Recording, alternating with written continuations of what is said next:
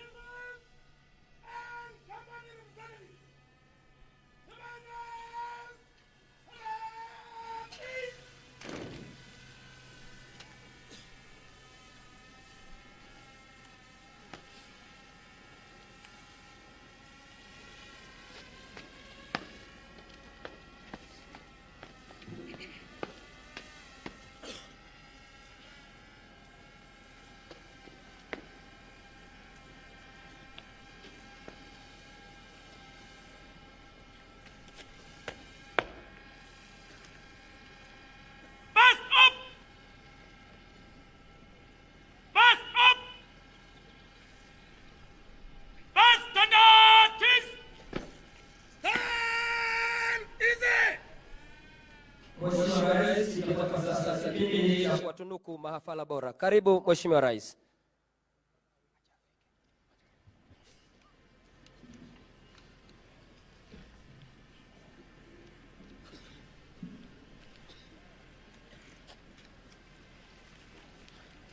Your Excellency, sir, best recruits and current representatives was 1 of 2023. Best all-round criminal trainee, service number 07426, recruit Elena Nkunini C. Koi.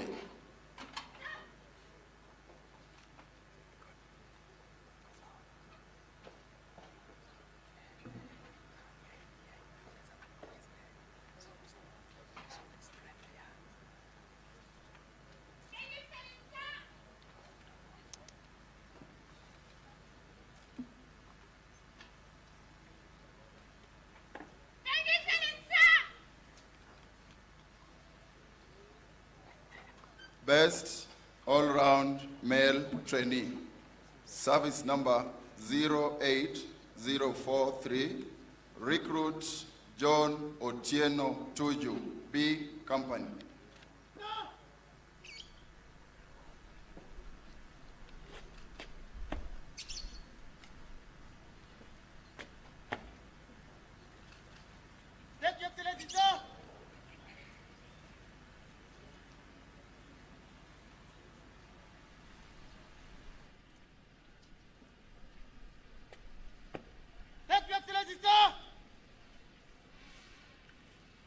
Best recruit in academics, service number 07576, recruit Faith Jelimo C. Koi.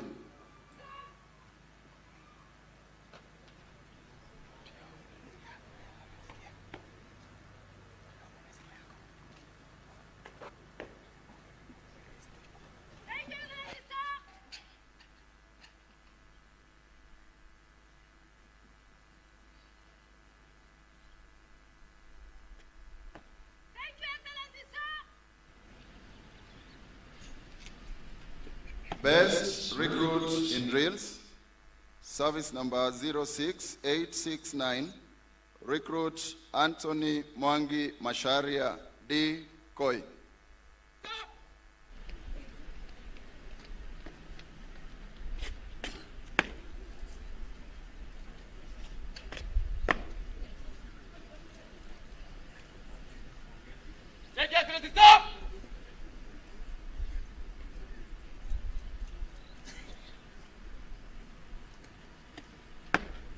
Excellency, stop!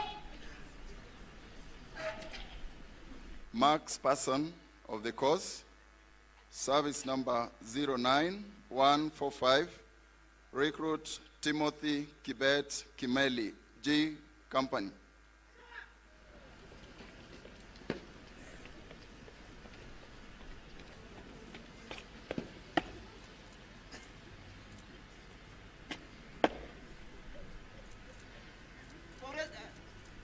Excellency, stop!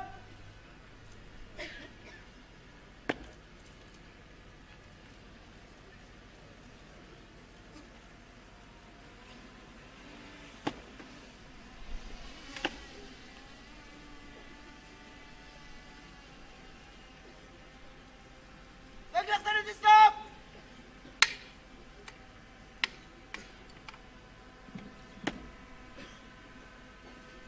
Excellency, stop! Best company in turnout and bearing, company representative, Chief Inspector Lucy Wangeshi Niatu, F Company.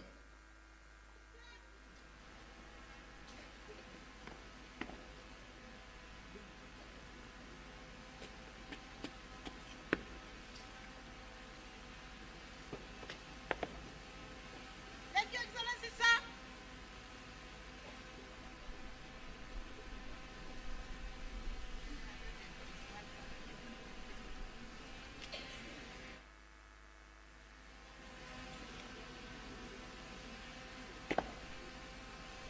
Thank you, Excellency, sir.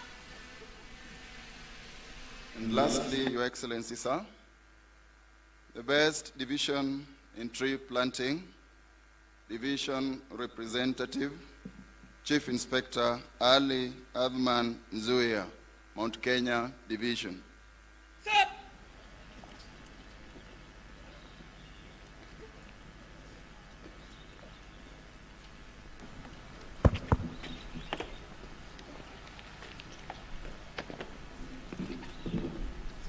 Thank you, Excellency, stop!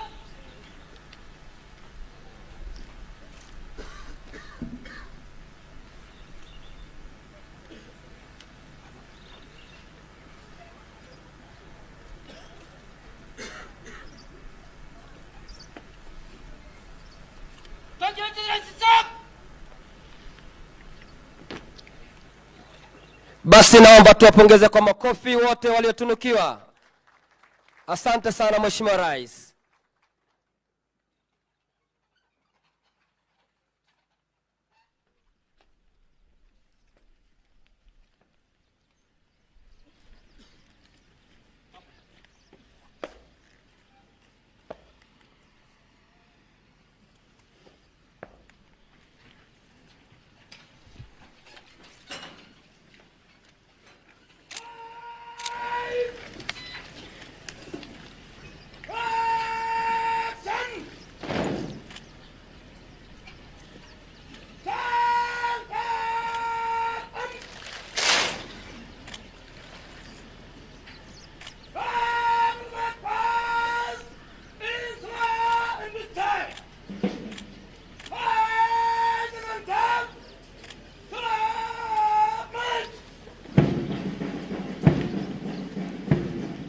Basi Mheshimiwa Rais, mbele yako ni gwaride linalojumuisha vikundi 60 wakiwa ni askari 2664 ambao tayari kabisa Mheshimiwa Rais wako tayari kufuzu siku ya leo. Gwaride hili Mheshimiwa Rais liko chini ya uongozi wake mkuu wa gwaride Superintendent Matthew Chirichir, akisaidiana na kiranja wa gwaride Chief Inspector Clement Naukot. Parade RSM ambaye anashughulikia nidhamu ya gwaride hili Mheshimiwa Rais ni Sergeant Masai Patek.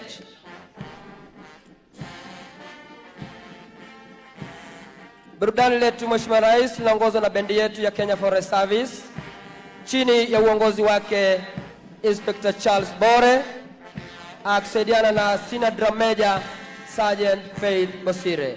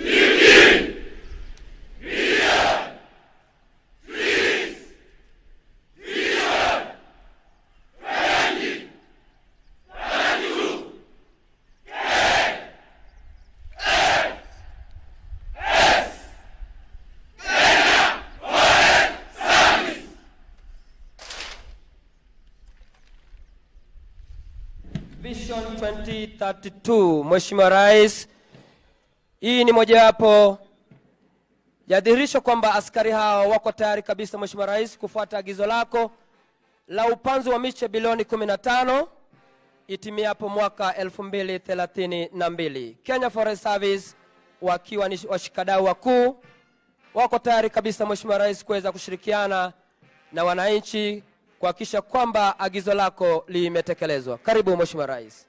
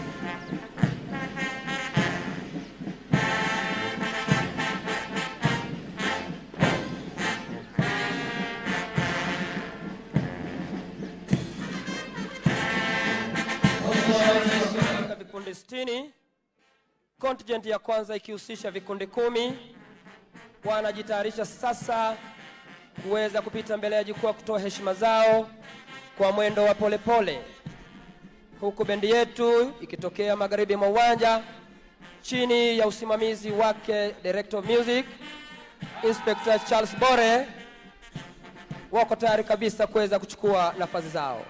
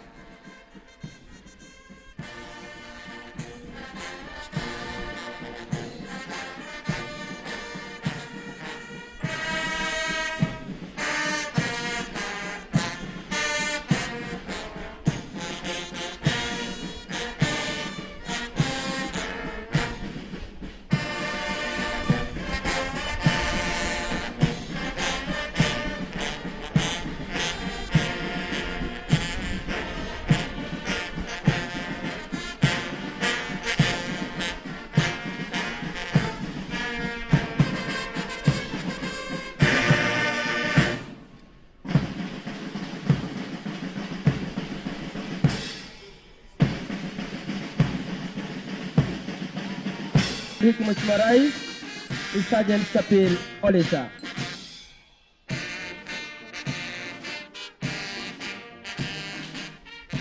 Kikundi cha 3 Mheshimiwa Rais kinaongozwa naye Chief Inspector Grace Mudike akisaidiana naye Inspector Felix Ekai. Mkuu wa nidhamu katika kikundi hiki ni Sergeant Judith Onchwari.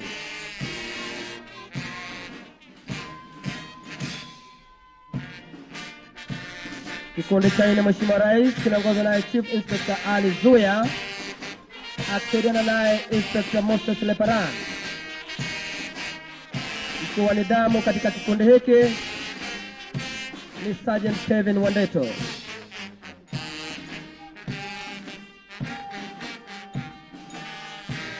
Mheshimiwa Rais kitafuata kikundi cha 5 kikiongozwa naye Chief Inspector Joseph Mutai akisaidiana naye Inspector Linet Machuki. Mkuu wa nidhamu katika kikundi hiki ni Sergeant Karafino.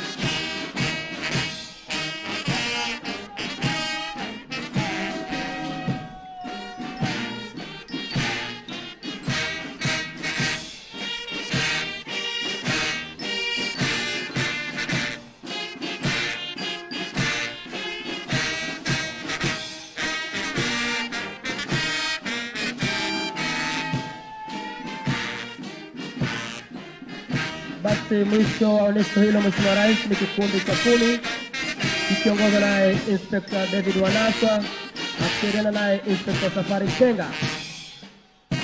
Nyuma ya kikundi hicho Mheshimiwa Rais ni Sergeant Job Orina. Katikati ni parade RSM wetu Sergeant Masai Mate. Anayemalizia udia basi ni kiranja wa gwaride letu Chief Inspector Clement Nauko. Asante.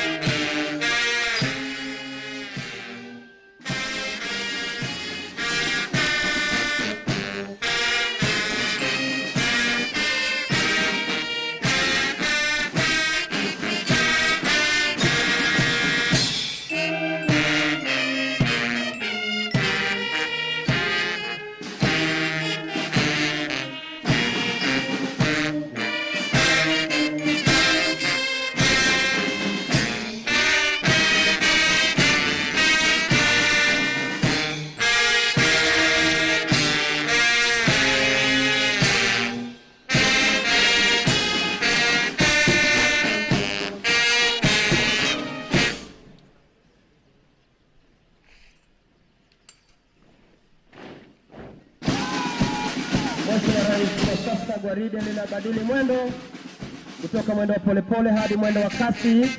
Vikundi vyote 60 vitaweza kupita mbele ya jukwaa kuweza kutoa heshima zao.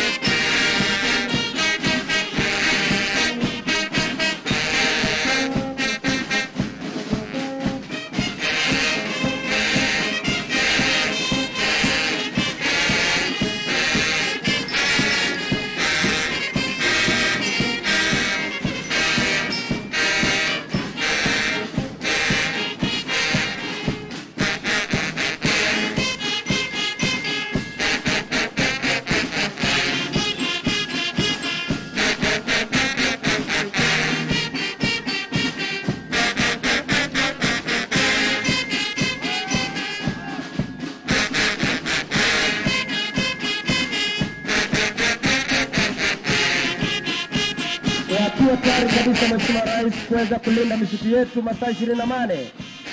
vikundi vyote 60 vitapita mbele yako kwa mwendo wa kasi. Tunaomba basi kujumuika naye Mheshimiwa Rais kuweza kupokea heshima kutoka kwa askari hawa.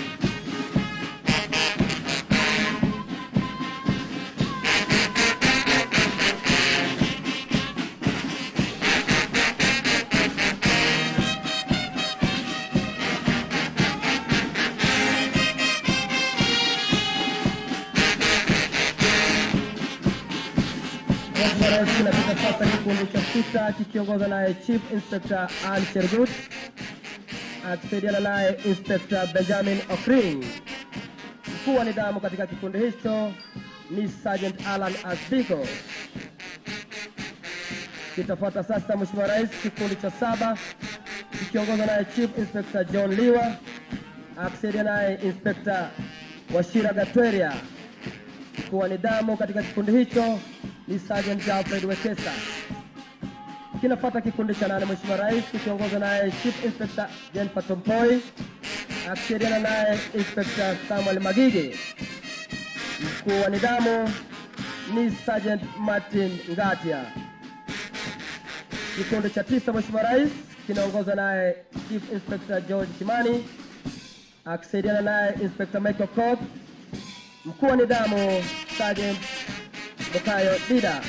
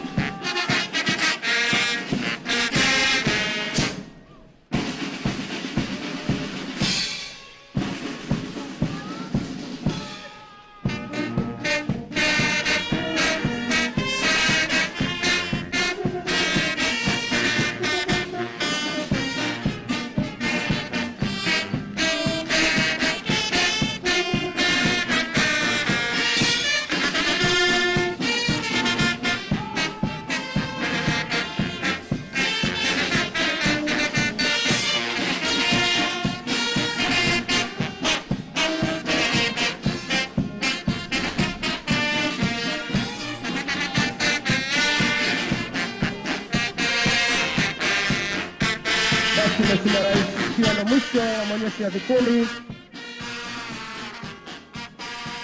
bendi yetu inaondoka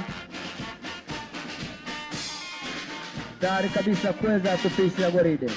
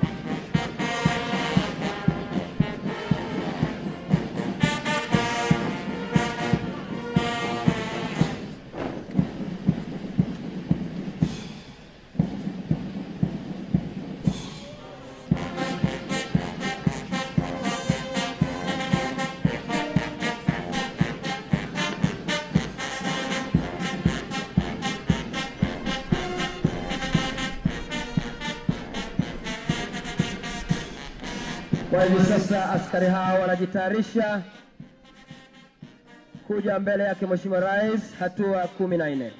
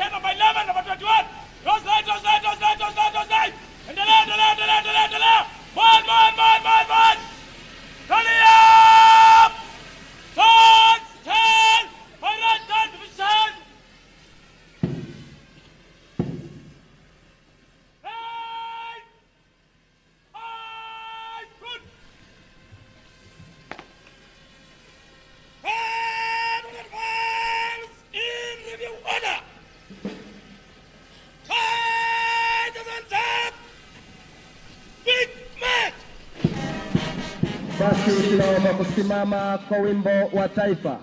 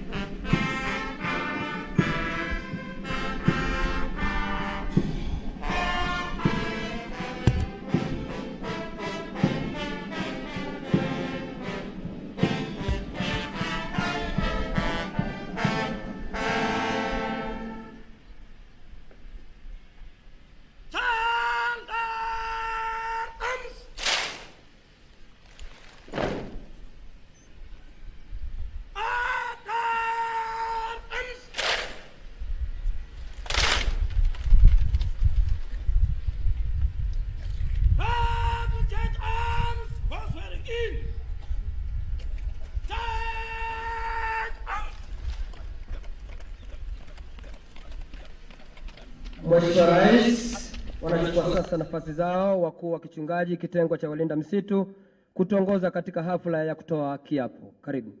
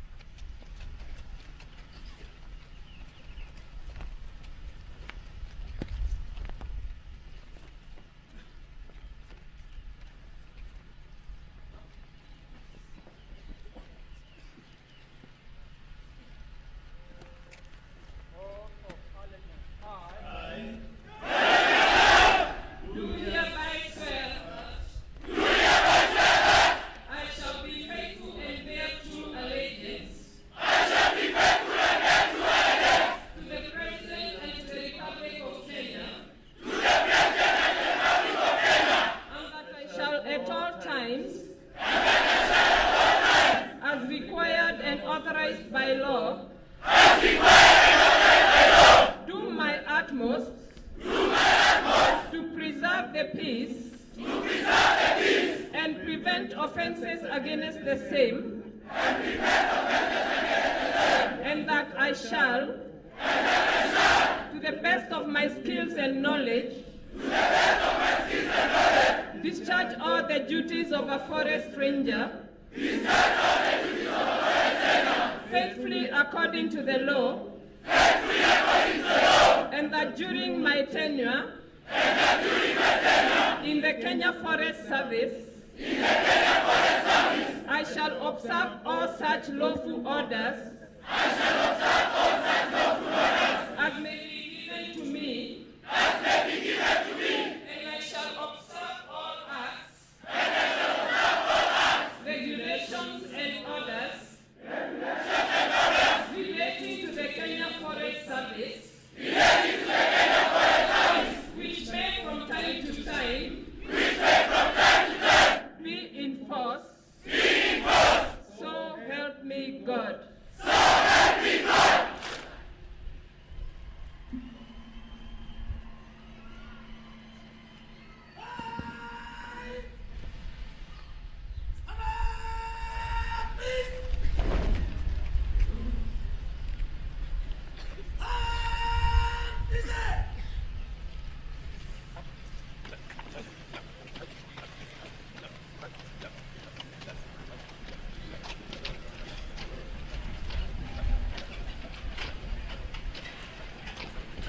Mheshimiwa Daktari William Ruto, Rais wa Jamhuri ya Kenya na Amiri Jeshi Mkuu wa Majeshi ya Ulinzi, nikubali sasa niweze kumwalika mkuu wa chuo chetu aendeleze ratiba iliyosalia.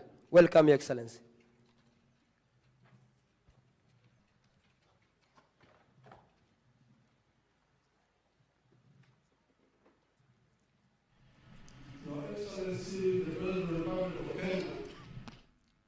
And the Commander-in-Chief of the Kenya Defense Forces, Forest Law Enforcement Academy welcomes you to this passing out parade.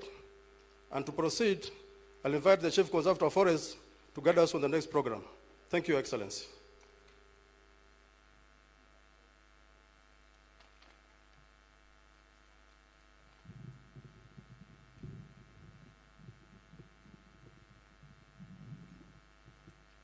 Your Excellency, sir, the President and Commander-in-Chief of the Defense Forces of the Republic of Kenya, the Cabinet Secretary for Environment, Climate Change and Forestry, the Principal Secretary for the State Department of Forestry and that of Environment, guests that are here, all protocols observed. Your Excellency, sir, today marks a very momentum day for Kenya Forest Service because of your gesture, we today have these rangers who are ready to be deployed to the field. We thank you for that gesture and may God bless you. And without taking much time, it's now my duty to welcome the Governor for Nakuru to come and say 1 or 2 words and thereafter invite the CS for Environment. Welcome.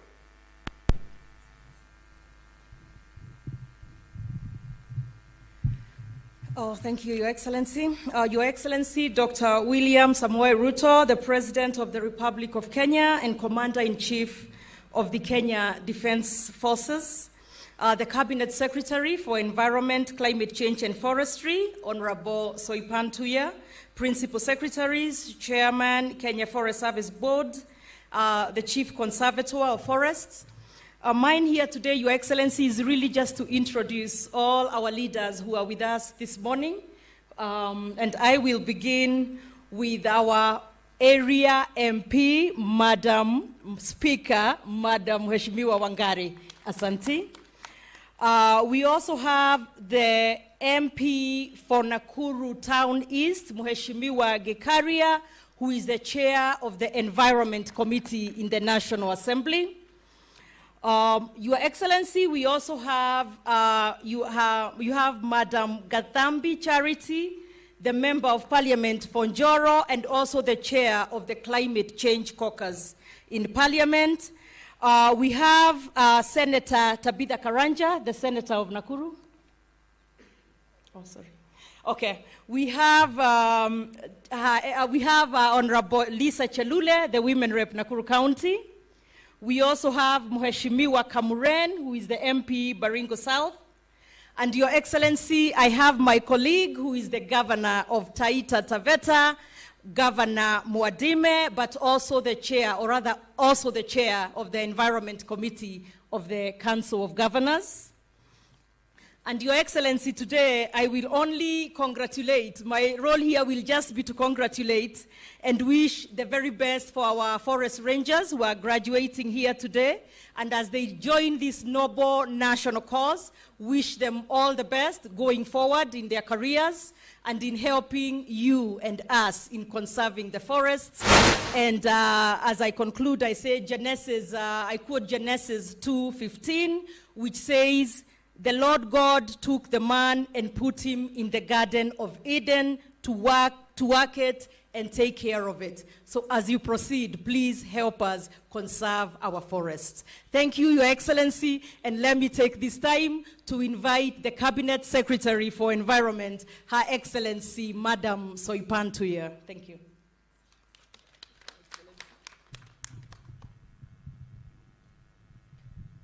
Thank you very much, Madam Governor. Your Excellency, Dr. William Samoei Ruto, President of the Republic of Kenya, Cabinet Secretary colleagues present. I see Honorable Zachary Njeru, the Cabinet Secretary for Water and Sanitation, the Governor of Nakuru County, Her Excellency, Madam Susan Kihika, members of Parliament present, led by the area MP, Honorable Martha Wangari.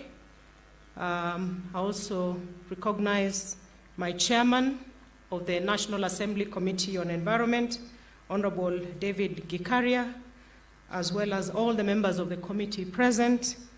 Also, Honorable Kadhambi, who is the National Assembly Climate Change Caucus Chair.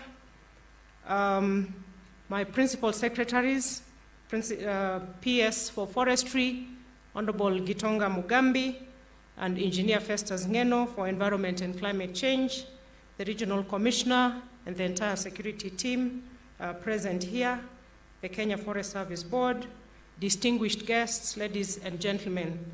Your Excellency, on behalf of the Ministry of Environment, Climate Change and Forestry, allow me to welcome you to the Forest Law Enforcement Academy, here hosted by the National Youth Service. This day marks a great milestone in the work of our ministry. The 2,664 Kenya Forest Rangers in the pass-out parade today is the largest number that has ever been in any single pass-out parade for the Kenya Forest Service since independence. On behalf of the recruits, their parents, guardians, and the people of Kenya, allow me to thank you for making this possible. And it goes to show the seriousness and the high level of regard that you have for the need for us to conserve our natural resources in this country. I also wish to thank the NYS for hosting us and for exemplifying the all-government approach in assisting the Kenya Forest Service to make this a reality, and to specifically also thank the Chief Conservator of Forests as well as the Academy commanders for the exemplary job they have put in to make this a reality. And again, thank the PS Forestry, Gitonga Mugambi, for guiding the process carefully. Your Excellency, the Ministry of Environment, Climate Change and Forestry has been facing numerous challenges, which include illegal logging, charcoal burning, forest encroachment, among others. We have been working with various partners to increase and improve our forest surveillance to tame these problems. We have improved our forest fires response system, both through technology and mounting surveillance points across our forests. We are also exploring, and with the support of partners, the use of drones to detect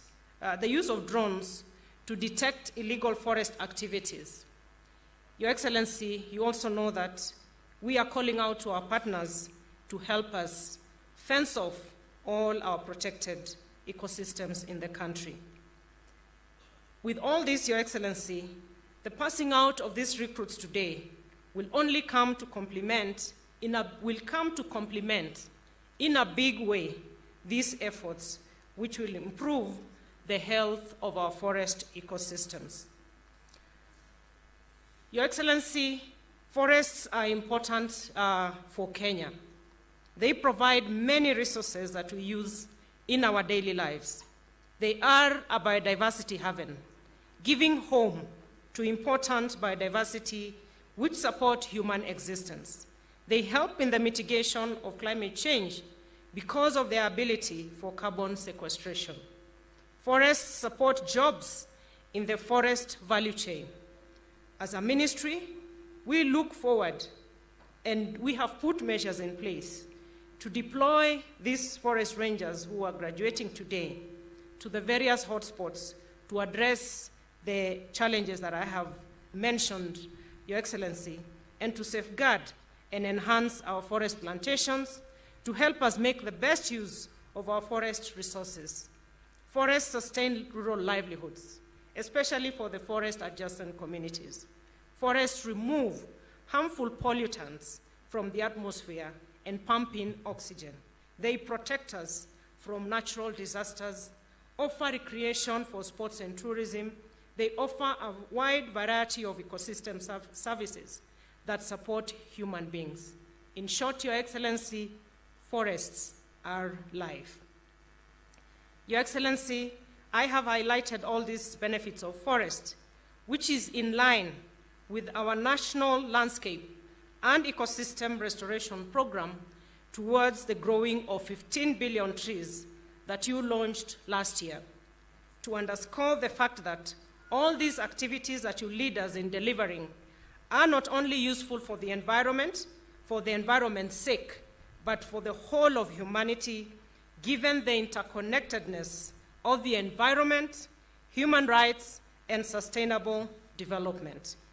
Your Excellency, we are waiting with bated breath for the short rains to come. And Your Excellency, as we wait for heavens to bless us and we are praying, we have set in place the strategy for each and every individual Kenyan to take their space to help us realize the growing and nurturing of 15 billion trees. Your Excellency, as you know, it is a whole government approach, and I would like to encourage our county governments, and here we are in Nakuru today. Her Excellency, Governor Susan, she has her targets. Our members of parliament have their targets. Your Excellency, the private sector have come out with a lot of enthusiasm to support our efforts. Each and every ministry, department, and agency of government has their targets rolled out. And we are saying to individual Kenyans, at the very bare minimum, if we do 100 trees per Kenyan per year, we are going to surpass the 15 billion tree growing target. It is doable. Your Excellency, we are putting in a lot of effort with the support of all the MDAs that have been enumerated, particularly the National Youth Service, the Kenya Defense Forces, the State Department of Correctional Services, to propagate and produce and distribute seedlings across the country. And we are inviting Kenyans, as we pray for the rain, please take your space, go to the nearest Kenya Forest Service facility near you. You will have available seedlings to cover the short rains. Go to the Kenya Forestry Research Institute, Your Excellency, with your support. We are now having 11 seed centers across the country, and I invite all Kenyans to pick their seedlings as we wait for the rains. Let us join efforts to make this a reality. It is doable. And with that, Your Excellency, distinguished guests, ladies and gentlemen, allow me to say congratulations to all the Kenya Forest Rangers on this pass-out parade today. And I now take this honor, Your Excellency, to invite you to address us this morning. Karibu, Your Excellency. Asanteni sana. Tafadhali tuketi chini wale mko na viti. Thank you very much.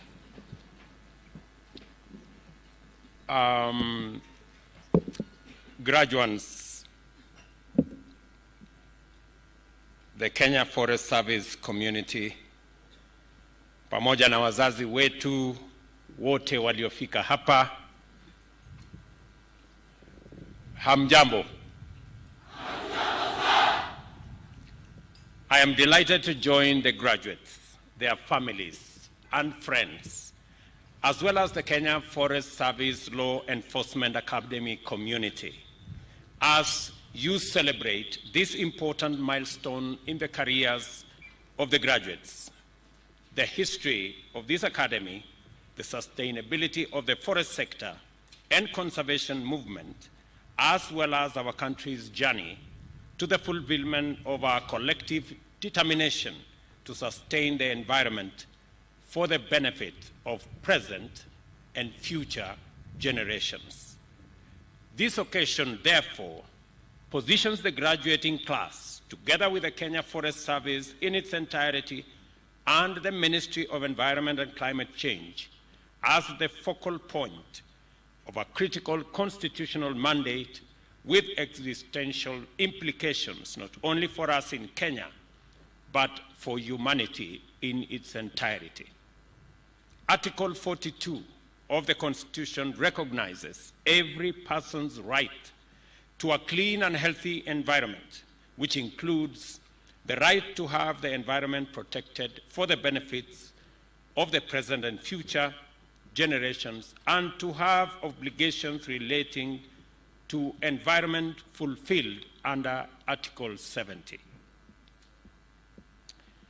Article 69 sets out the state's obligations in respect of the environment, which include ensuring the sustainable management and conservation of the environment and natural resources, achieving and maintaining tree cover at least 10% of the national land area, and eliminating those processes and activities likely to endanger the environment. Our National Development Blueprint, the Kenya National Vision 2030, makes a clean and secure environment a necessary component of our development agenda. Moreover, the bottom-up economic transformation agenda commits us to implement the constitutional tree cover mandate together with the strategies to achieve mitigation, adaptation, and resilience in response to the impacts of climate change as part of a broader program to fulfill our commitment to reduce emissions by 32% by 2030. More than 2/3 of our landmass is arid and semi-arid rangelands. As a result of climate change, extreme weather, including prolonged and severe drought as well as flooding, have caused unprecedented levels of devastation through famine, loss of livelihoods, dried crops, and dead animals, both livestock and, for the first time, wild game. Our increased vulnerability to extreme weather and climate conditions is a consequence of negligent and dangerous human activity, such as the wanton destruction of forests, indiscriminate felling of trees, and clearing of vegetation, unsustainable land use practices, and the reckless encroachment of riparian and wetland ecosystems. Climate change itself, caused by global warming as a result of dangerous accumulation of greenhouse gases in the atmosphere, is driven by industrial emissions and pollution and the systematic compromising of the Earth's capacity to sequester carbon and the atmosphere using its natural lungs, which are our forests. Kenya is a strong champion of climate action with a track record of Pan-African and global leadership and participation in such frameworks, programs, and initiatives as the Conference of Parties to the United Nations Framework on Convention on Climate Change, the Paris Summit, and most recently, the first ever Africa Climate Summit. We are also the home of the United Nations Environmental Programme, UNEP, and have a long history of effective climate and environmental multilateral diplomacy. Our commitments with regard to climate action are therefore fundamental to our development agenda and critical to our national interest. The protection of biodiversity is a constitutional obligation of the state that touches on fundamental rights of present and future generations of all our citizens. Our tree cover and forests sit at the heart of this commitment, both in terms of protection and conservation, and also with respect to enhancement and protection of all our environmental assets. I find it important to share this context with you, and especially with the graduates.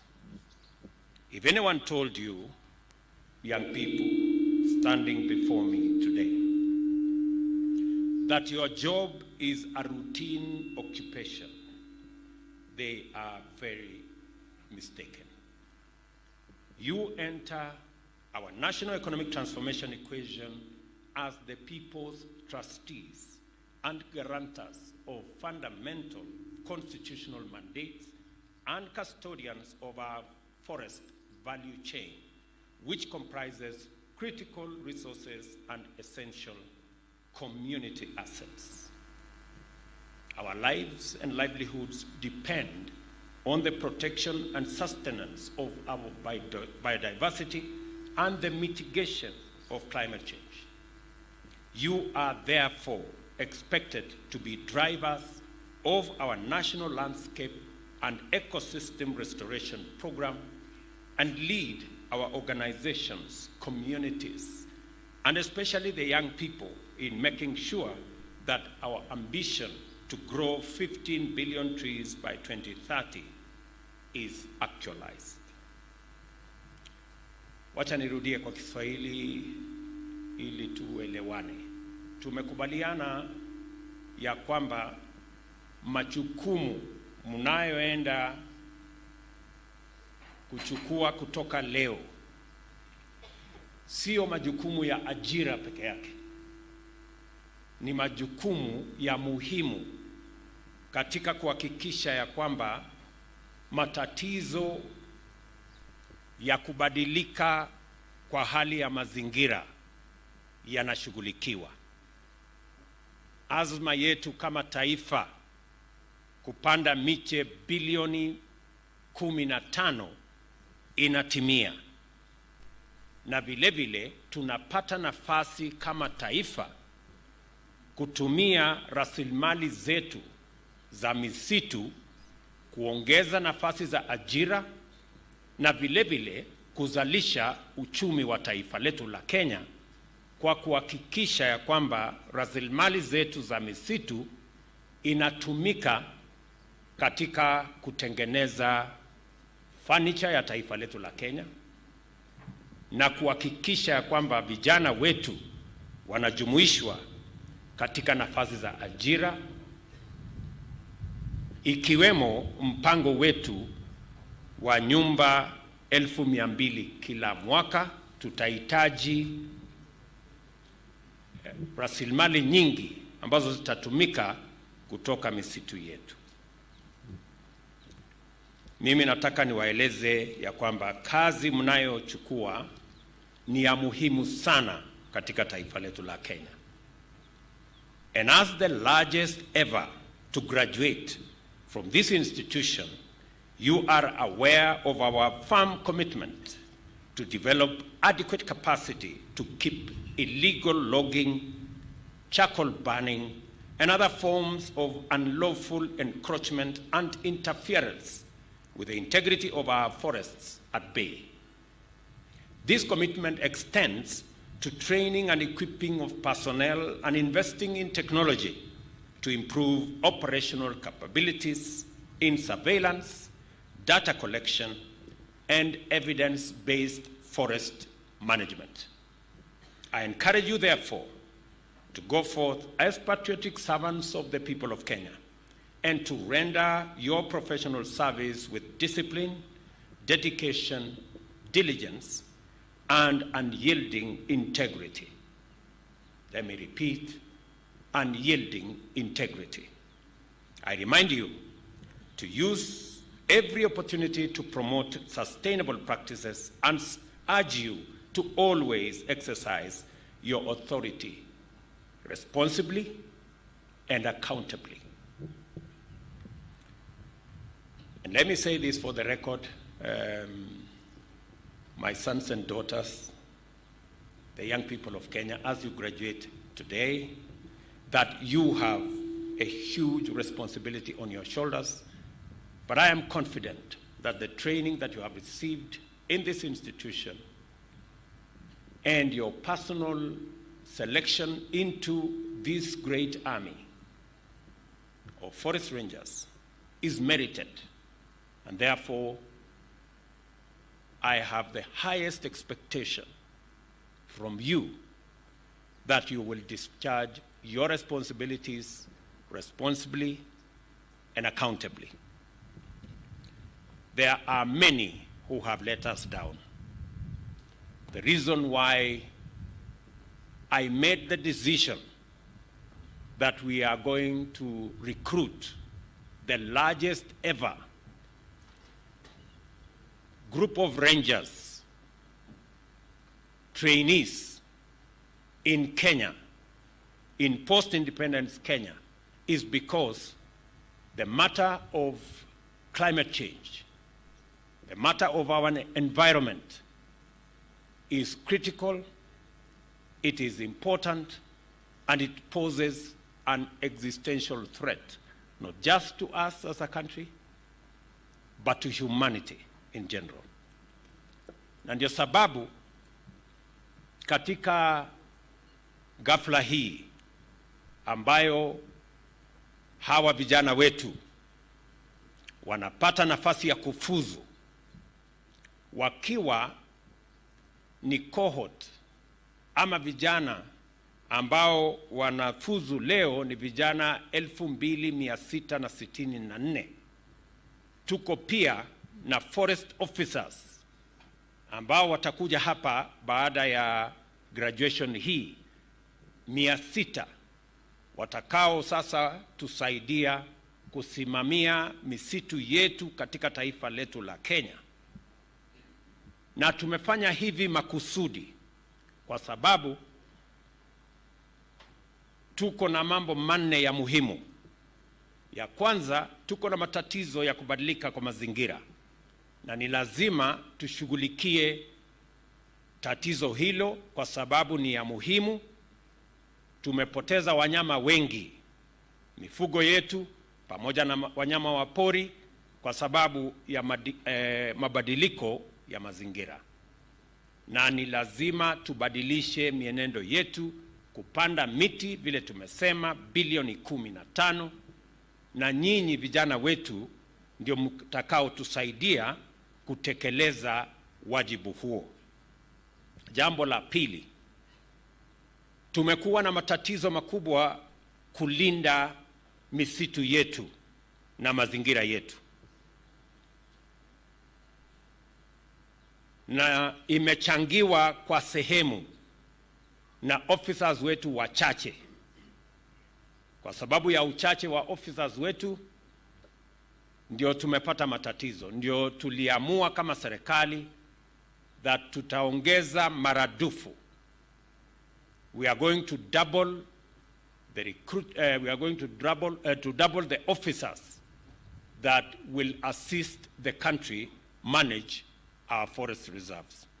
Kwa hivyo ni jambo la pili ya muhimu kwamba hawa officers wengi ambao tumewaajiri ni kwa sababu tunataka tuondoe changamoto ya kuharibika kwa misitu yetu. Na jambo la nne ni kwamba tunataka kutumia rasilimali zetu za misitu kuhakikisha ya kwamba tunapata nafasi ya ajira katika sekta yetu ya kutengeneza furniture. Katika budget yetu ya mwaka huu tumeweka ushuru kwa wale wanataka kutuletea furniture kutoka nchi zingine, na tuko na vijana wetu wengi wamesoma, wako na uwezo wa kututengenezea furniture katika taifa letu la Kenya. Kwa hivyo jukumu letu katika kushughulikia sekta hii ni kuhakikisha kwamba tunapanua nafasi za ajira kupitia sekta hii ya kutumia rasilimali yetu ya misitu, kuhakikisha kwamba hatuagizi vitanda na meza na furniture na viti kutoka nchi zingine zitengenezwe na vijana wa taifa letu la Kenya, tukitumia rasilimali yetu ya misitu ya taifa la Kenya. Na ndio sababu tunaongeza hawa officers watuchungie rasilimali hizo, ili wale watu wachache ambao wametumia hizo rasilimali kwa njia isiyofaa tuweze kuwazuia. Na jambo la tatu, la nne, tunataka pia kutumia rasilimali zetu za misitu kuzalisha uchumi wa taifa letu la Kenya, ili tuweze kutumia rasilimali ambazo ziko Kenya kuhakikisha ya kwamba hatutumi foreign exchange ama pesa zetu za kigeni tukiwa tunaagiza vitu ambavyo zinaweza kutengenezwa na vijana wetu katika Kenya wakitumia rasilimali zetu hapa Kenya. Na ndio sababu na mimi nataka niwashukuru communities, jamii ambazo wanaishi karibu na misitu. Wengi wa community forest associations wametusaidia sehemu kubwa kuhakikisha kwamba uharibifu wa mazingira ama misitu haiendelei wakiwa pale wakitazama. Kupitia kwa ushirikiano na wizara ambayo inahusika na na KFS, kumepatikana wale wafanyikazi wa KFS waliozembea kazini, walio wafisadi na walioshughulika na kusaidia kuharibika kwa misitu ya taifa letu la Kenya. Na nimeamrisha bodi ya KFS, hawa wote waliopatikana aidha wakizembea ama wakijihusisha na ufisadi ama wakichangia kuharibika kwa misitu yetu, wote waondolewe kazini na wapelekwe kotini. Wamepatikana tayari forest managers and forest rangers 23. Those who have been found either compromised, incompetent, or engaged in corruption in this space that has led to the destruction of our forest assets. I have instructed the board to remove them from being officers of government and workers of government, and as the DCI is concluding investigations, to make sure that these people are prosecuted. From tomorrow, I don't want them in government payroll. These are people who are saboteurs and who are encouraging the destruction of our environment. There must be a thorough cleanup in the Kenya Forest Service. And I have instructed the ministry to make sure that the tragedy that had become of the Kenya forest and environmental conservation in our country must come to an end. And that we are going to take whatever steps that are necessary to protect our environment, to protect our forests, and to make sure that the many good officers in the Kenya Forest Service, including those who are joining today, who are before me, have an opportunity to serve our country with integrity. Let me also say and congratulate the National Youth Service for working with our Kenya Forest Service in sharing these facilities of training. This is the true spirit of one government approach.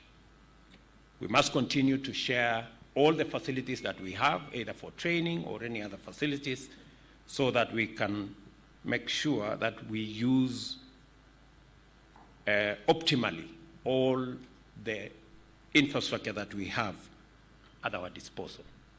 I also want to state here and congratulate the management of Kenya Forest Service. I am informed that the uniform that these graduates are wearing and also the shoes are all locally made in Kenya by Kenyans. And I have already issued instructions going forward. All uniforms, shoes, and other pieces and items of clothing that are required by all our security services must be manufactured locally by our companies and made by our Kenyan young people. Let me also underscore that going into the future, we will continuously refine and review the terms of service of all our officers. We've just concluded one for our police, prisons, and NYS. We will embark on Kenya Forest Service and KWS to see how they too can work in an environment where the people of Kenya appreciate the contribution they are making towards making our country sustainable. Let me conclude by saying that we will not allow the few people engaged in criminal activity to deny us the opportunity to exploit our commercial forests, our forest assets, for the growth of our country and the growth of our economy and the creation of jobs for our young people. We will deal firmly with them. We will be decisive and give ourselves the opportunity to use our forest assets responsibly, sustainably, to grow our economy, grow our jobs as we grow our country. I commend you, young people here, for your successful undertaking in this useful and rigorous education and training program, and congratulate you on your graduation. On behalf of the people and government of Kenya, I wish you God's blessings and success as you serve your nation and as you help us save our planet from climate disaster. Thank you very much. Congratulations again. My very best wishes. Na vile waziri amesema, na nimefurahi ya kwamba tuko na Wakenya wengi. Nimeambiwa hapa ya kwamba kuna Wakenya hapa karibu 30,000 na wamekuja kusherehekea graduation hii ambaye nimesema ndio kubwa zaidi tangu tuwe taifa huru kwa watu wa Kenya Forest Service. Na tunafanya hivi makusudi kwa sababu ni jambo la muhimu sana katika taifa letu. Tunangojea mvua ya wakati huu, na tumekubaliana ya kwamba katika msimu huu wa short rains tayari Kenya Forest Service na Wizara ya Environment wako na miche milioni 150. Na mimi nataka niwaulize Wakenya wote katika kila sehemu ya Kenya, haya miche ama ya seedlings milioni 150, kila mmoja wetu ashughulike, kila department, kila wizara, kila kitengo, na hata watu wa private sector tujumuike pamoja, kwa sababu yale tunayofanya ni mazingira ya taifa letu na inatuhusu sisi zote. Asanteni sana, na mkienda nyumbani msalimie wazazi wenu, na kwa wazazi mliokuja hapa asanteni sana kwa kuheshimu hawa vijana na kwa kuja katika sherehe hii ya kufuzu kwao, kwa sababu pia nanyi mnatambua umuhimu wa mazingira na kazi vijana hawa wataenda kutimiza. Asanteni sana na Mungu awabariki. Thank you very much.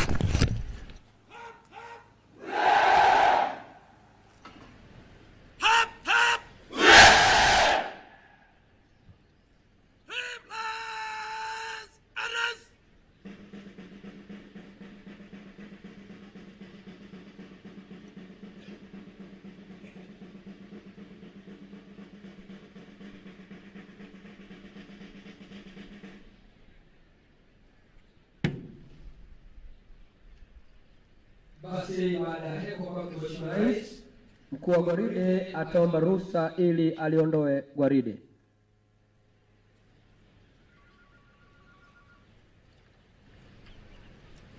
Your Excellency, may I have your permission to march off the parade service?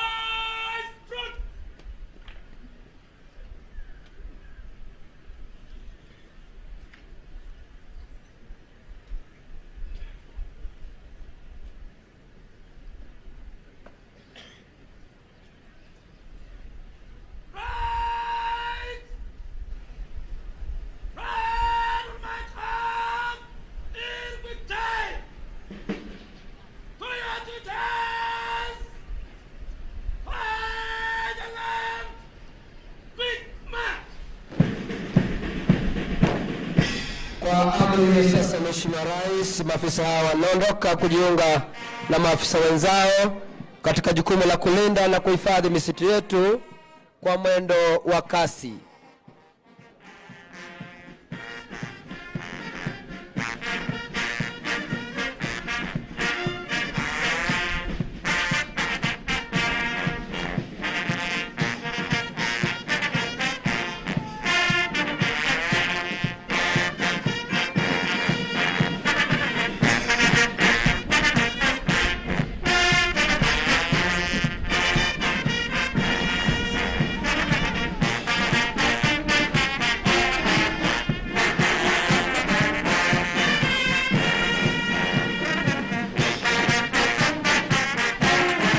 Tayari kabisa kwenda kuhudumia Wakenya na kulinda misitu yetu na kutilia maanani agizo lake Mheshimiwa Rais.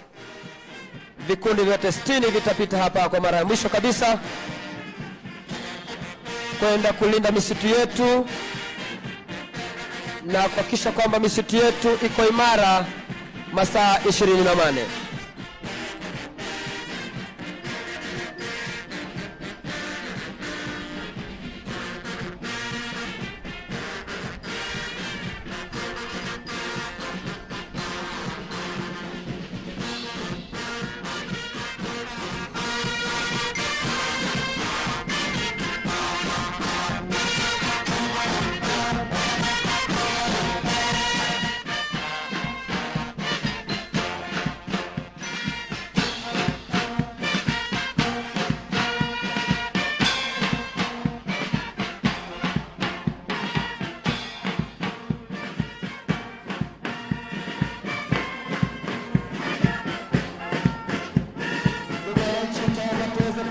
Mheshimiwa Rais kuweza kupokea heshima za askari hawa wanapoondoka sasa kuweza kujiunga na wenzao walioko kule nyanjani. Mheshimiwa Rais, kikundi cha kwanza kinaongozwa naye mkuu wa gwaride Superintendent Matthew Chirchir, akisaidiana naye Company Commander Chief Inspector Ken Bartogon. Mkuu wa kikundi hicho ni Inspector Samuel Ekshon. Anayeshughulikia nidhamu ya kikundi hiki ni Sergeant Felix Saitabao. Kikundi cha pili Mheshimiwa Rais kinaongozwa naye Chief Inspector Muredi, akisaidiana naye Inspector Fidelia Aroni. Nyuma yake Mheshimiwa Rais ni Sergeant Masai Kibet.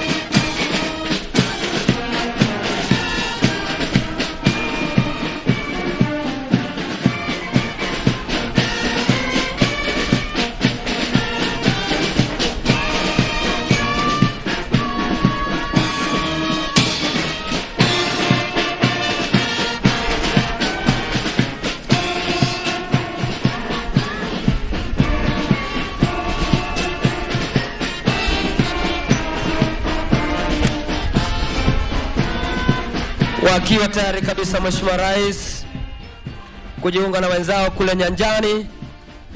Askari hao wakiwa wamejawa na furaha.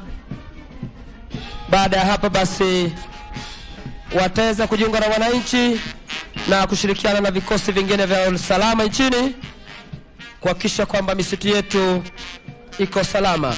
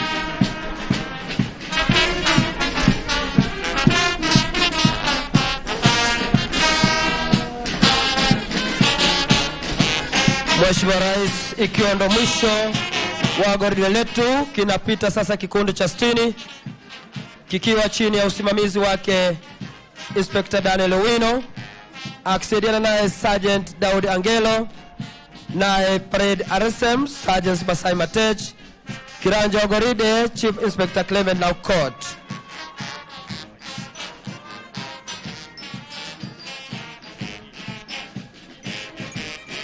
Mwisho kabisa ni bendi yetu ikitoa heshima zao mbele ya Mheshimiwa Rais.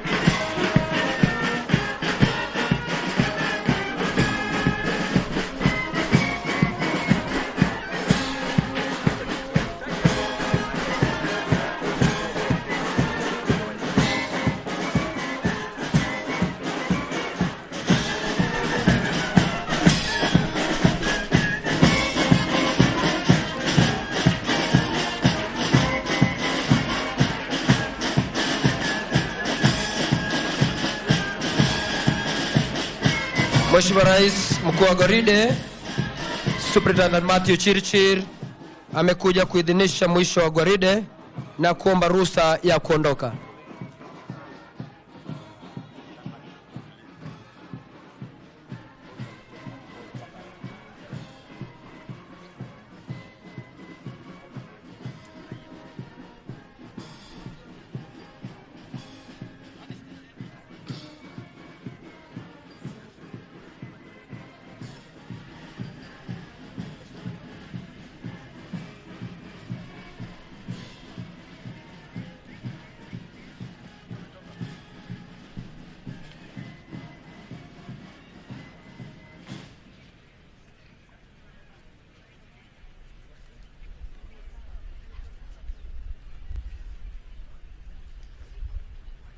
Basi mkuu wa gwaride letu amekuja kuomba ruhusa rasmi ili aondoke, ikiwa ndo mwisho wa gwaride letu siku ya leo.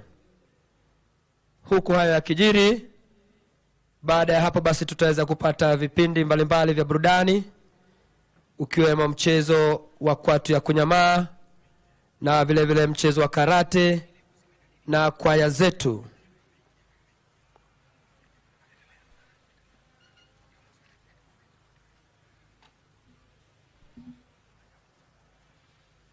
Ikiwa ni rasmi kwamba askari wetu wamefuzu, basi tayari kabisa kuweza kujiunga na vikosi vingine vya kulinda usalama wa nchi yetu. Askari hawa wako tayari kabisa kuweza kulinda misitu yetu na kuhakikisha kwamba misitu yetu iko imara masaa 24.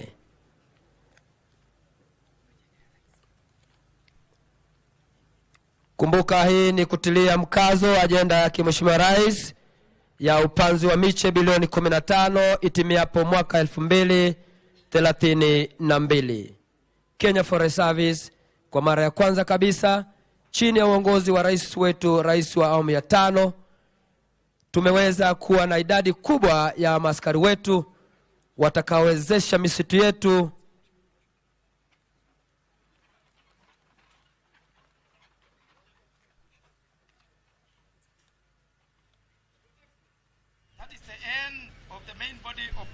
display. May I have your permission to carry on with entertainment service?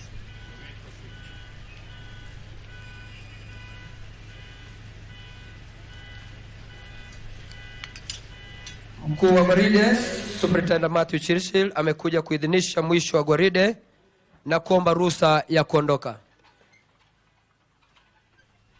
Mheshimiwa Rais, kwa hivi sasa nampisha mwenzangu Inspector Gitau Njoroge aweze kutongoza katika kipindi kifupi cha burudani.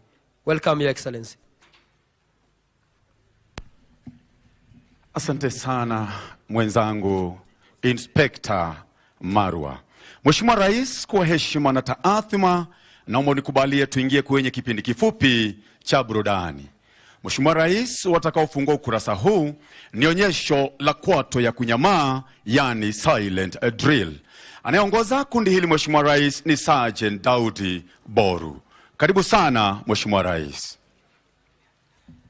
Mheshimiwa Rais, katikati mwa uwanja ni mkuu wa kundi la kwato la kunyamaa Sergeant Daudi Boru anaomba idhini ya kuingiza kundi lake rasmi kwenye uwanja.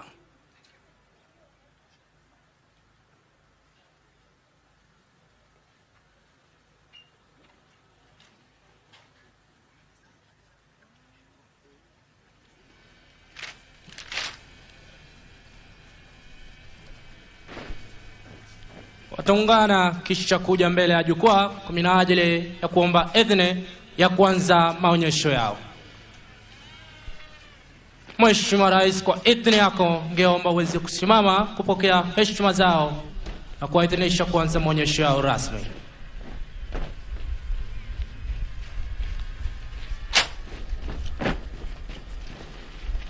Asante sana Mheshimiwa Rais. Mchezo huu Mheshimiwa Rais utachukua takriban dakika 7.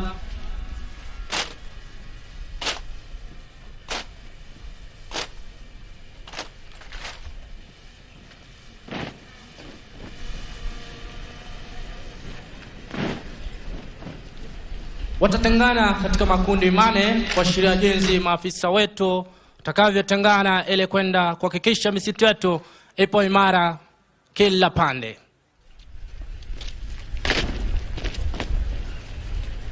Watarejeana kuashiria kwamba jinsi sisi askari wa mseto tuna hulka ya kuja kwa pamoja kwa minajili ya kupewa majukumu mengine.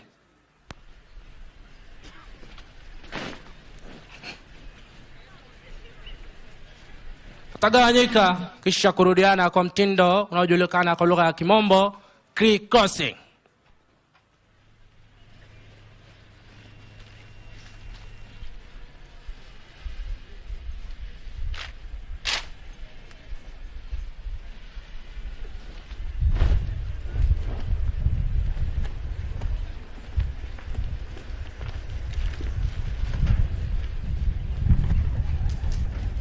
Mheshimiwa Rais, mchezo huu unajumuisha maafala 86 kiwemo wale wa kiume pamoja na wale wa kike, ikiwa tumepigia msasa usawa wa jinsia.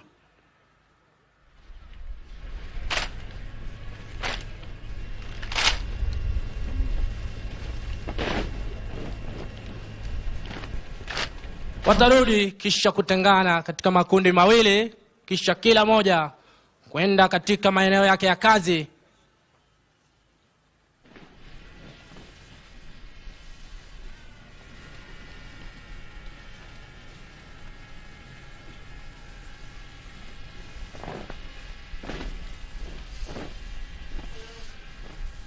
Unarudiana kwa mtindo maalum unaojulikana kama Russian match, wakiwa wanahesabu hatua 21.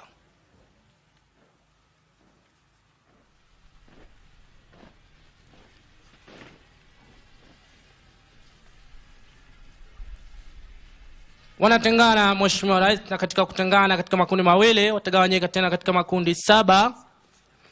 Katika makundi hayo kutakuwa na maonyesho tofauti.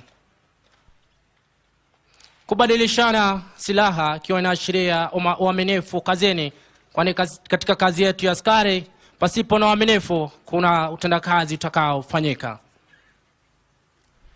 Mtindo huo wa silaha ni dhihirisho jinsi wapo tayari kukabiliana na adui yoyote atakayekuwa ana hisia ya kuharibu misitu yetu.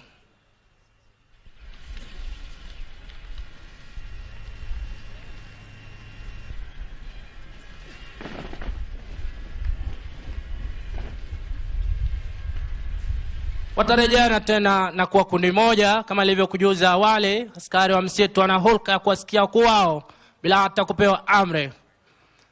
Wanashirikiana kuunda nembo ambayo ndio crown halisi ya kikosi chetu cha wanamsitu. kisha baadaye watatujuza ujumbe fulani, tuwape sikio tujue ni yapi wanayo ya kutujuza.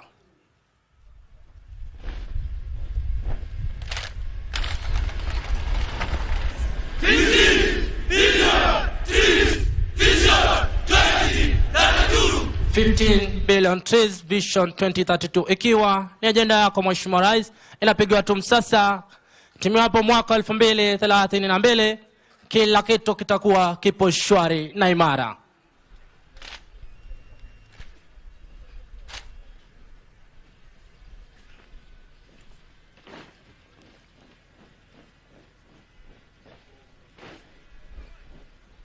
Watatengana tena katika makundi mane, wengine wakiwa artisti, na katika kutengana kwao watashirikiana kuunda miduara, na katika duara hizo kutakuwa na mizunguko kadha.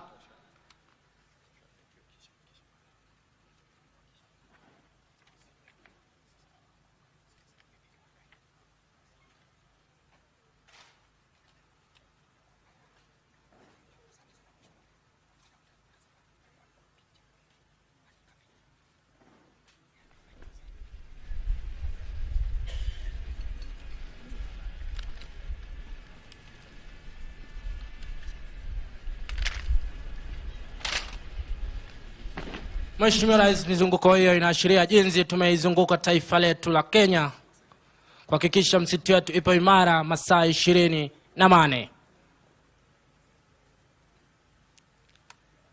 Wanarejeana kwa pamoja kisha kumchukua kwenda kule nyuma kumchukua mkuu wao ili waje mbele ya jukwaa kwa minajili ya kuomba idhini ya kuondoa kundi lao kwenye uwanja.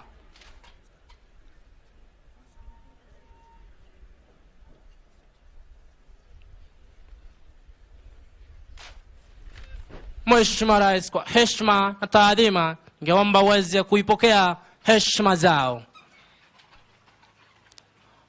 Watatengana tena katika makundi mawili kisha kutujuza ujumbe fulani.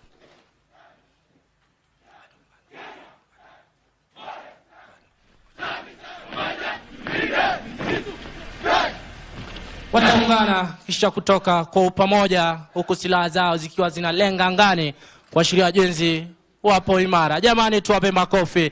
Asante sana na kwatu la kunyama. Wanakarate, Mheshimiwa Rais, mbele ya jukwaa ili kuanza maonyesho yao rasmi. Mheshimiwa Rais, wamo chini ya Sergeant Paul Wamalwa wa Bomba ambaye amebobea katika maonyesho haya.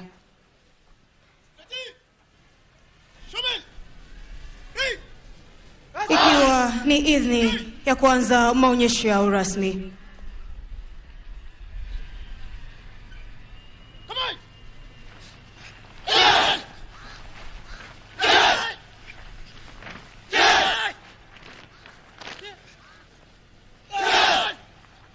Mheshimiwa Rais, kwa sasa ni onyesho la combination of techniques kwa kimombo.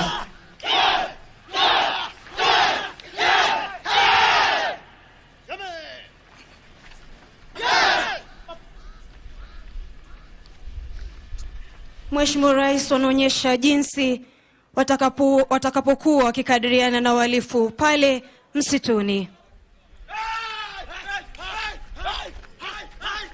Mheshimiwa Rais, ikiwa ni onyesho la street fight.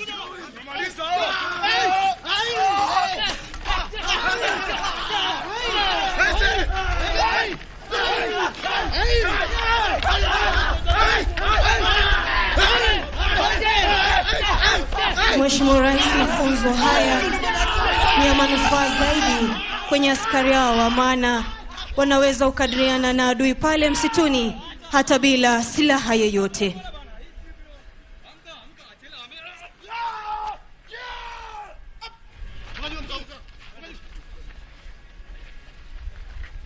Askari wameweza kuwanasa wahalifu.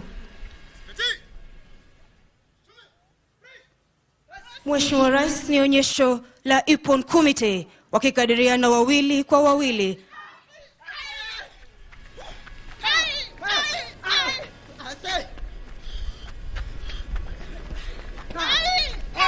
Mheshimiwa Rais, wasichana hawakuachwa nyuma katika maonyesho haya.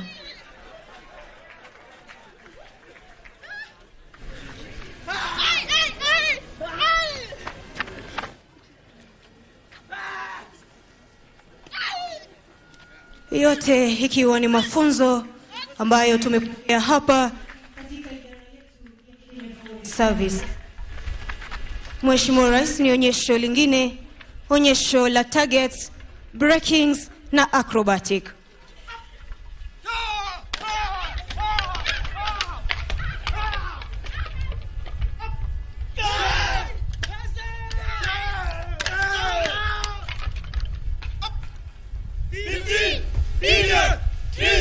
Vision 2022.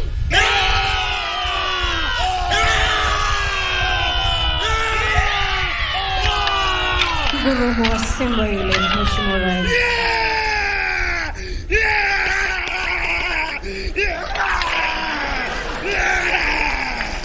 Mheshimiwa Rais, sura zingine ukipatana nazo pale msituni, basi lazima utasalimu amri. Cha msingi ni mhalifu atiwe baroni, sheria ichukue mkono yao. Tuwape makofi wanakarate kwa onyesho nzuri zaidi. Ikiwa ni idhini ya kuondoka uwanjani. Tuwape makofi wanapoondoka uwanjani.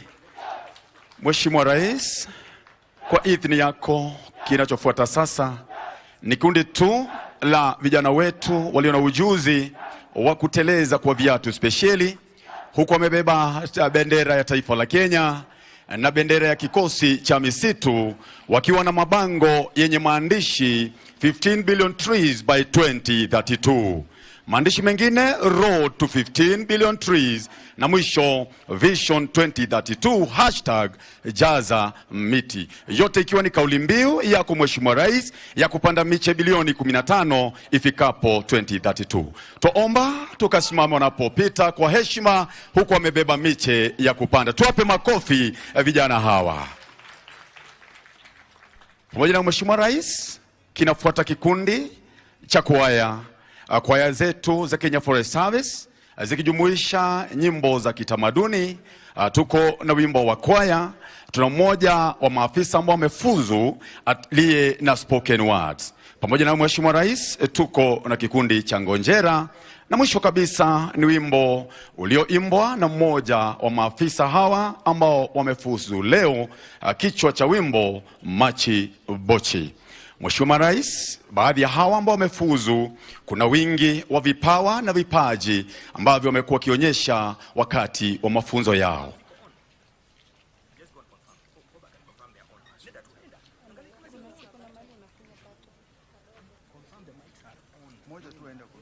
Karibu sana Mheshimiwa Rais.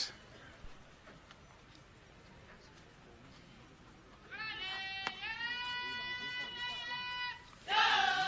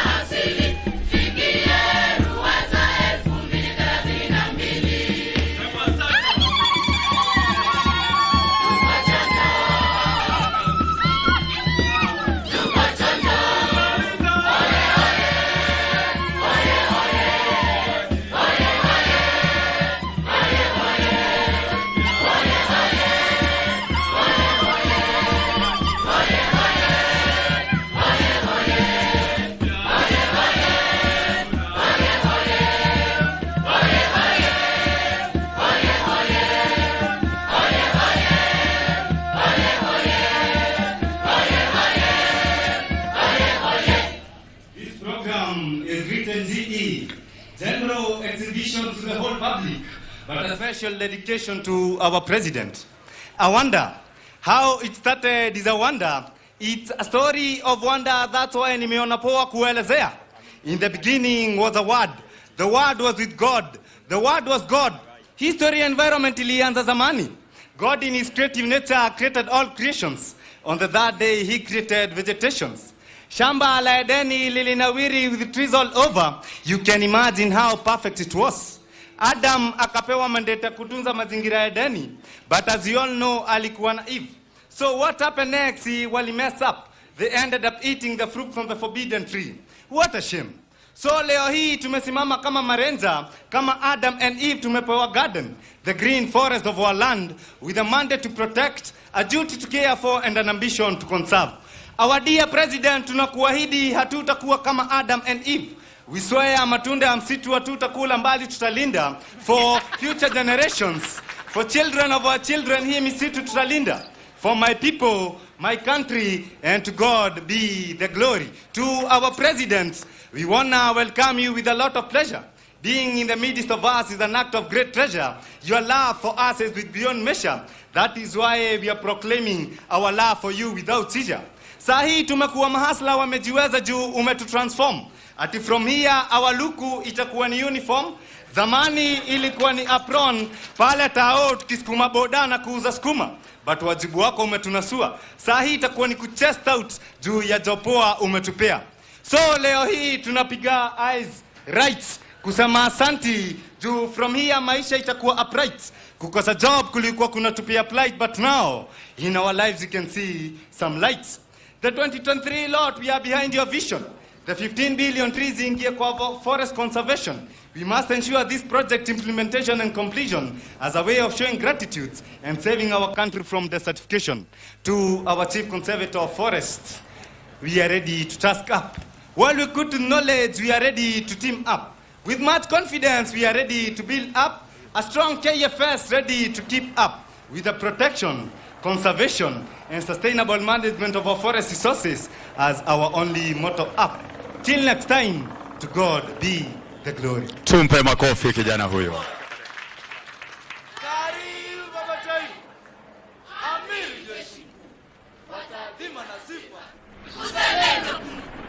Uongozi falsafa, watulea bila du. Kwa hima miti tuzeni, mazingira ya tutunze. Na vitu kwa darajani, na vipeto mikononi, kuwaweka ujumbeni, na miti vipaleni. Vitabu tekelezeni, pia miti lindeni. Kwa hima miti tuzeni, mazingira ya tutunze. Misitu ya kisima, ya jamii ni serikali. Mbuga pamoja wanyama, kivutio cha watalii. Miti mapambo milima, ndio mapambo asili. Kwa hima miti tuzeni, mazingira ya tutunze. Mauna badea, vyanzo vya mitoaji. Mlima Kenya Elgon, zuieni ukataji. Chemichemi zilindeni, maji yake vujivuji. Kwa hima miti tuzeni, mazingira ya tutunze. Rais wangu, kuyajali mazingira. Waziri mzingatifu wa mikakati imara, mkurugenzi bunifu wa ubora na ishara. Kwa hima miti tuzeni, mazingira ya tutunze. Asante rais wangu kwa kusema na kutenda. Umetujali vijana, maishani kutulinda. Tunaahidi kukazana, kazi yetu kuipenda. Kwa hima miti tuzeni, mazingira ya tutunze. Muda utakuwa kidogo, buriani tuwapenda. Ndoto zetu ndogo ndogo zitawajenga usoni. Msione si wadogo, ni jamii tupipangeni. Kwa hima miti tuzeni, mazingira ya tutunze. Swala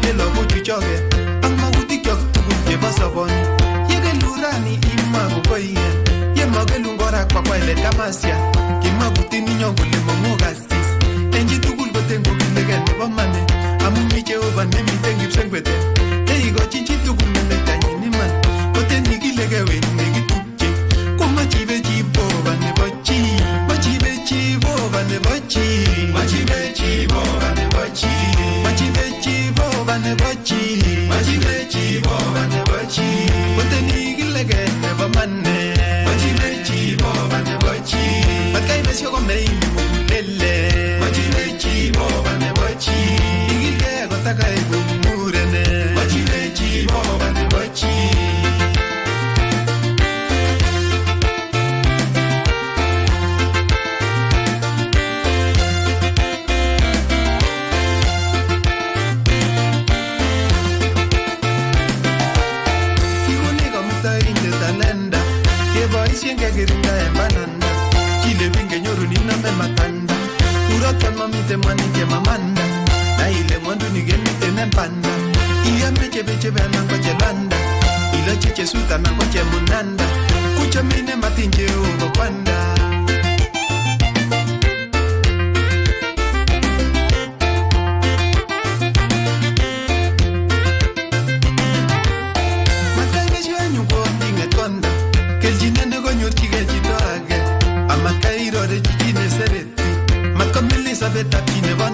Tuwape makofi wanapoondoka, tuwape makofi.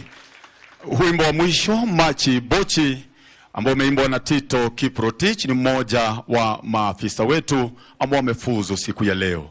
Karibu sana Mheshimiwa Rais, naomba kwa heshima na idhini yako unikubalie tuingie kwa kipindi kifupi cha picha. Naomba unikubalie niatoe maelezo. Naomba wafuatao Mheshimiwa Rais wakatangulie kwa sababu ya picha. Naomba mwenyekiti wa jopo la Kenya Forest Service, naomba pia Chief Conservator of Forest, Commandant Kenya Forest Service, Commanding Officer Forest Law and Enforcement Academy wakachukue nafasi zao kwa sababu ya picha.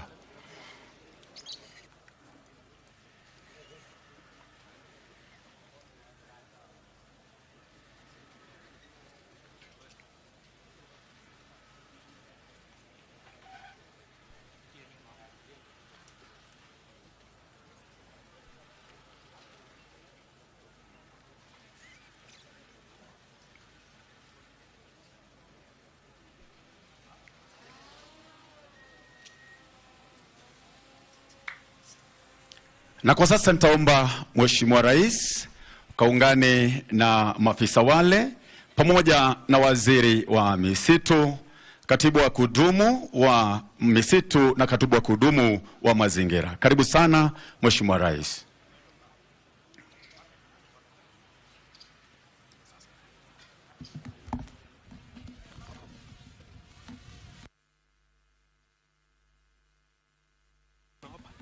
Mheshimiwa Governor Nakuru County, karibu sana.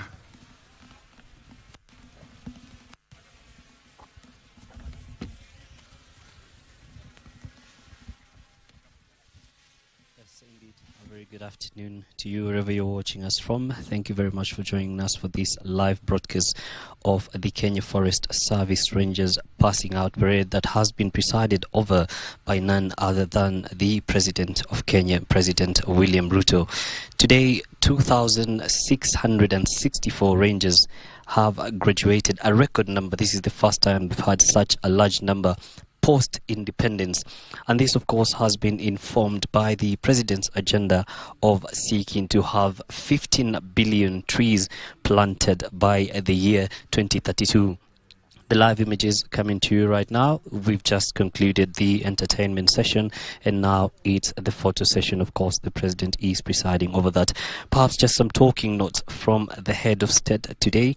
He spoke about the importance, of course, of tree conservation, highlighting the Article 42 of the Constitution that recognizes every person's right to a clean and healthy environment, including the right to have the environment protected for the benefit of the present and future generations, and to have obligations relating to the environment fulfilled under Article 70 Also, another article that was mentioned in the Constitution is Article 69 that sets out the state's obligation in respect of the environment, which include ensuring that sustainable management and conservation of the environment and natural resources, achieving and maintaining tree cover on at least 10% of the national land area, and eliminating those processes and activities likely to endanger the environment.